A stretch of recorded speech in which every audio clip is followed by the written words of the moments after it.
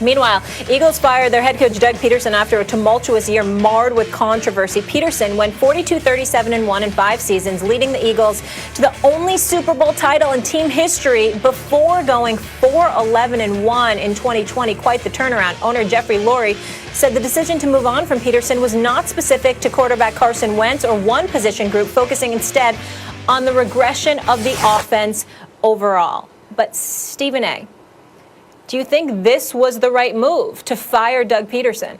I do not. I do not believe that. I think that when you've been to the playoffs the last 3 years, you missed the playoffs for the first time in 4 years, you delivered the first Super Bowl championship in the entire franchise history just 3 years ago, and you're let go. I think that you deserve a little bit more latitude than that. That's just my personal opinion. I understand Jeffrey Lurie. I know him a little bit, and I respect the hell out of him. I don't know if I agree with this decision. I think that Doug Pederson earned the right to come back and make amends for an absolutely atrocious season, and there's no way to get around that. His relationship with Carson Wentz was a factor. I do not believe Jeffrey Lurie when he says that Carson Wentz played no role in Doug Pederson's demise, because obviously with the commitment that's been made to Carson Wentz and how you're stuck with, with a $59 million hit in the event that you let him go or whatever. This is what he's going to count against the cap next year. That's a tough position to be in, and I think that you got to find a way to make it work. I understand the thinking. I just think that if I'm the Eagles, I give Doug Pederson an opportunity to make amends. He's widely respected in the National Football League, particularly as a play caller. He's not deemed clueless or anything like that. It was just a bad year, and I think that he should have an opportunity to make amends for that. Unfortunately, that's not the case, and I think he's the fall guy when obviously some people would say it should have been Howie Roseman. Some people would say it should have been Carson Wentz. I just think it was the wrong move to make when it comes to Doug Pederson. That's just my personal opinion. Pederson had to go. He had to go. And apparently, Stephen A., from what I understand, he wanted to make Press Taylor, who's the passing game coordinator and quarterback's coach, he wanted to make him offensive coordinator because Doug Pederson, I think foolishly, is trying to fix Wentz, right? So clearly his firing is because he's the fall guy. They need a fall guy. They're going to make Pederson the fall guy. Really, his mistake was the time to stand up to Jeffrey Lurie, the time to stand up to ownership and management, GM Howie Roseman, and say, no, this is what I have to do. I need to be able to pick my own staff, which he has not been able to do, was right after he won the Super Bowl, or even after the defense of the Super Bowl, which was a great title defense, right? Like, that with Nick Foles, again, they go to Soldier Field and they beat the Bears, and they go to New Orleans and come one dropped pass away from getting to the NFC Championship game. So, that's the time when you have leverage to stand up and say, wait a minute, I need to be able to choose my own staff. This is what I need to be able to do. He didn't. He let that go by. It got worse and worse, and frankly, now didn't have the leverage to say, make this guy my guy, and he becomes the fall guy. No, my problem is not, though, getting rid of Pederson. My problem is, what's Howie Roseman still doing there? I mean, obviously, Carson Wentz is done. I can't sit here and seriously argue, no, they need to stick with Carson Wentz. Why is Pederson the fall guy? What has Howie Roseman done? He has Arcega-Whiteside over DK Metcalf. Is that what he's done? Rager over Justin Jefferson. Is that what he's done? He hasn't selected a Pro Bowler in the draft in half a decade. And the cap is a mess. Their whole cap situation's a mess. So why isn't Roseman gone at least with Pederson, if not before him? And Stephen A., Jeffrey Lurie should know better, as you know from your time in Philadelphia. He weighed in, backing McNabb in a fractured locker room, the TO thing. And by the way, that was the right thing to do, I think. I think that was the right thing to do. McNabb is the greatest quarterback in franchise history, but they did finish 6-10 that year.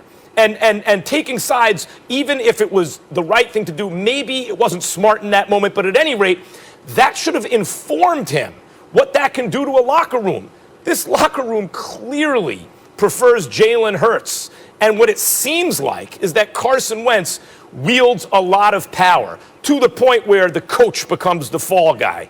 I think Pederson should have been gone. If you want to argue, so should Roseman, so should Wentz, well, then we agree. But Pederson had to go. I'm not going to disagree with you about Roseman and the points that you made. I'm going to sit up there and say this to you. If Pederson, first of all, I think you were wrong about the leverage that he had when he won the Super Bowl. if he was never allowed to pick his staff, and as a result, that was the staff that was assembled by Howie Roseman and Jeffrey Lurie and those boys, and that's what won them the Super Bowl. Why would Pederson suddenly have leverage for winning the Super Bowl when they could make the argument, no, it was because of the staff we surrounded you by. The fact that we picked this team and we delivered the Super Bowl championship, why do we need to change course now? I think that would be the argument against Pederson having the leverage that you alluded to him being in a position to have. So I disagree with that. That's number one. Number two, when we talk about Roseman, no disagreement there because your points are valid. What I would say to you is because Pederson didn't have that kind of clout, that's a reason to give him a pass because he was subjected to being forced to deal with circumstances that were out of his control, that was not of his doing. And so as a result of that, why point the finger of blame at him when it's clear that that wasn't the case? Unless Jeffrey Lurie, who obviously is the owner and he would know better than any of us, it wasn't that way for Pederson.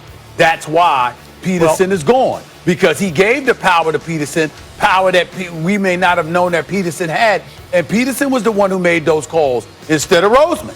That seems to be the only logical thing to deduce from all of this in light of the fact that Roseman is still there and Pederson is gone. Unless, of course, we ultimately find out that Howie Roseman is ending up out the door as well. Then it would make more sense that it was obviously both of them instead of just Pederson. Well, look, here's the thing about Pederson. When you say, no, he didn't have the leverage and all this. Pederson, all the quarterbacks except for Wentz, other than his rookie season, other than that first great year where he got hurt, perform well with Pederson. And the common thread is they'll follow a game plan.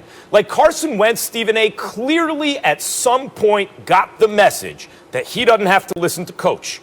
I mean, clearly at some point he got that message. Coach has to stand up for himself at a certain point. He's got to do it. You're not wrong about Lurie putting a GM or whatever, a brain trust in place that did put a team together that won a Super Bowl. Just as I said, Lurie wasn't wrong to back Donovan McNabb, right? But the fact is, even in the McNabb case, a great in his prime quarterback, all that. In this case, what wound up happening is who got backed in Carson Wentz, maybe the worst starting quarterback in football, on a team where, the locker room obviously prefers the other guy, Jalen Hurts. No, I think a big part of Pederson's issue with Wentz is Wentz had the sense that he had more power in the organization than Pederson did. All right. Okay. Philly was the only team in the NFC East to return their head coach to the 2020 season, so it's going to be fresh blood all around the division.